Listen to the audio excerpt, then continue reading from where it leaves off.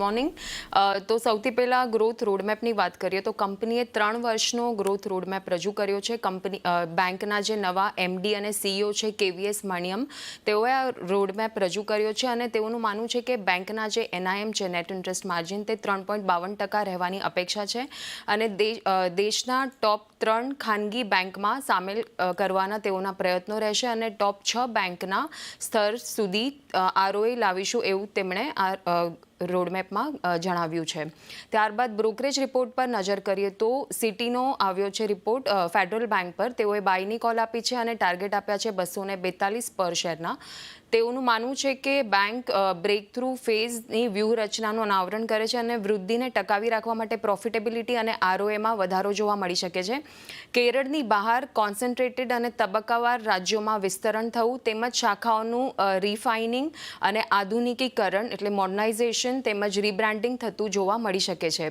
યીલ્ડ્સ અને enhance ફીઝને optimise કરવા માટે પ્રોડક્ટ મિક્સને ફરીથી આકાર આપવા પર ભાર આપવામાં આવી શકે છે. તેઓના ટાર્ગેટેડ સેગમેન્ટ હશે માસ એફ્યુલન્ટ, એમએસએમઈ, મિડ કોર્પોરેટ અને નેક્સ્ટ જેન. સ્પર્ધાત્મક તીવ્રતા, અસ્થિર વાતાવરણ વચ્ચે સ્ટ્રેટેજી એક્ઝિક્યુશન મોનિટર કરવામાં આવશે અને FY 2027 માટે 1.1x વેલ્યુએશન્સ તેઓને રિઝનેબલ લાગી રહ્યા છે. ત્યારબાદ નુવામાના રિપોર્ટ પર નજર કરીએ. તેઓએ બાયની કોલ આપી છે અને ટાર્ગેટ આપ્યા છે 215 પર શેરના. સ્ટ્રેટેજી મીટમાં ફેડરલ બેંકના સીઈઓએ 12 થીમ્સ આપ્યા છે. તેઓનું ટાર્ગેટ છે FY 28 સુધીમાં બેંકને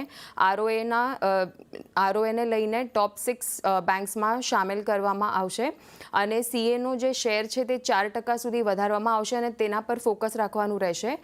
પ્રોડક્ટ્સ, ડિજિટલ અને ફિઝિકલ ડિસ્ટ્રીબ્યુશનમાં કંપની ઝડપી ધોરણે રોકાણ કરી શકે છે આવનારા સમયમાં અને નવા પ્રોડક્ટ લોન્ચ કરવામાં આવશે અને ખાસ ફોકસ રહેશે વેલ્થ, અફોર્ડેબલ હાઉસિંગ અને યુઝડ સીવીઝ અને ટ્રેક્ટર પર અને તેઓના મતે લોન ગ્રોથ નોમિનલ જીડીપીના 1.5x જોવા મળી શકે છે.